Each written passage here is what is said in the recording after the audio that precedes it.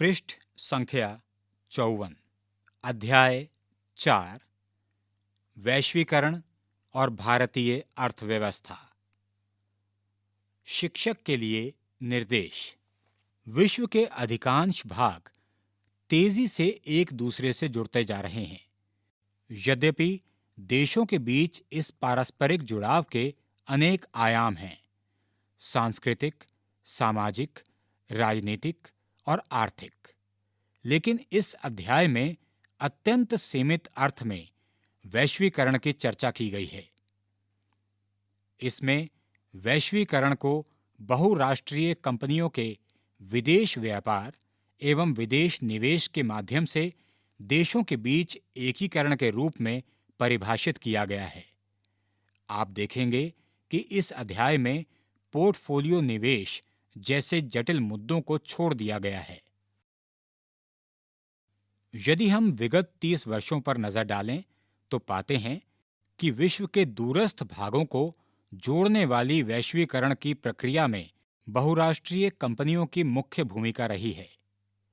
बहुराष्ट्रीय कंपनियां अपने उत्पादन का दूसरे देशों में क्यों प्रसार कर रही हैं और किस तरह से कर रही हैं, अध्याय के पहले खंड में इसी की चर्चा की गई है।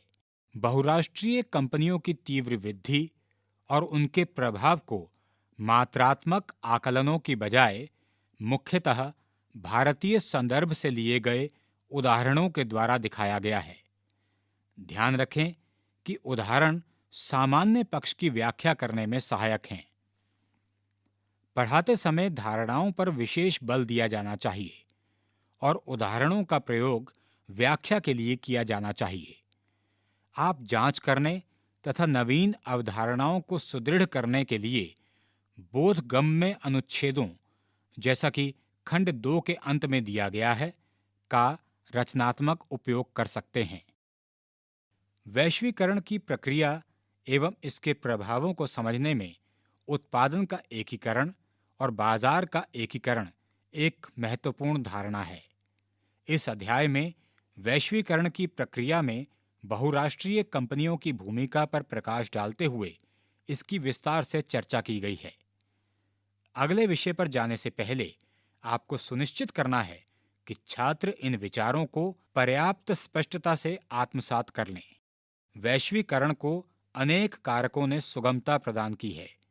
इनमें से 3 कारकों पर बल दिया गया है: प्रौद्योगिकी में तीव्र उन्नति, व्यापार और निवेश नीतियों का उदारीकरण और WTO जैसे अंतर्राष्ट्रीय संगठनों का दबाव।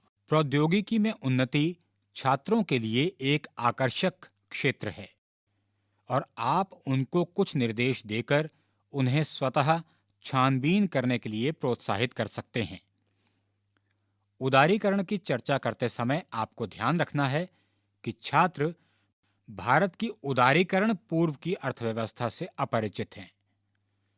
उदारीकरण से पूर्व एवं पश्चात की स्थितियों की तुलना एवं विषमता दिखाने के लिए नाटक का आयोजन किया जा सकता है। इसी प्रकार WTO के तहत होने वाली अंतर्राष्ट्रीय संधियां और शक्ति का असमान संतुलन रोचक विषय हैं जिनको व्याख्यान की बजाय चर्चा के रूप में प्रतिपादित किया जा सकता है। अंतिम खंड में वैश्वीकरण के प्रभावों को शामिल किया गया है। विकास प्रक्रिया में वैश्वीकरण ने किस सीमा तक योगदान किया है। इस खंड में अध्याय 1 एवं 2 जैसे न्यायसंगत विकास लक्ष्य क्या हैं के विषय भी ध्यान में रखे गए हैं, जिसका आप संदर्भ दे सकते हैं। इस खंड की चर्चा करते समय स्थानीय पर्यावरण से क्रियाकलापों और उदाहरणों को लेना भी अत्यंत आवश्यक है। इससे उन संदर्भों को शामिल किया जा सकेगा जिन्हें इस अध्याय में नहीं रखा गया है, जैसे स्थानीय किसानों पर आयातों का प्रभाव इत्यादि। ऐसी स्थितियों की विवेचना करने के लिए सामूहिक विचार मंथन सत्रों का आयोजन किया जा सकता है। सूचना के स्रोत। अंतर्राष्ट्रीय संगठन ने अपनी वेबसाइट www.ilo.org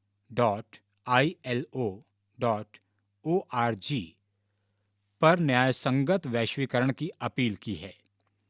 ऐसी अपीलें अन्य संगठनों ने भी की हैं। एक अन्य रोचक स्रोत WTO की वेबसाइट http://www.wto.org है। यह WTO में किए जा रहे अनेक प्रकार के समझौतों की जानकारी देता है। कंपनियों से संबंधित जानकारियों के लिए अधिकांश बहुराष्ट्रीय कंपनियों की अपनी वेबसाइट है। यदि आप बहुराष्ट्रीय कंपनियों को आलोचनात्मक ढंग से देखना चाहते हैं, तो उसके लिए अनुमोदित वेबसाइट www.corporatewatch.org.uk है।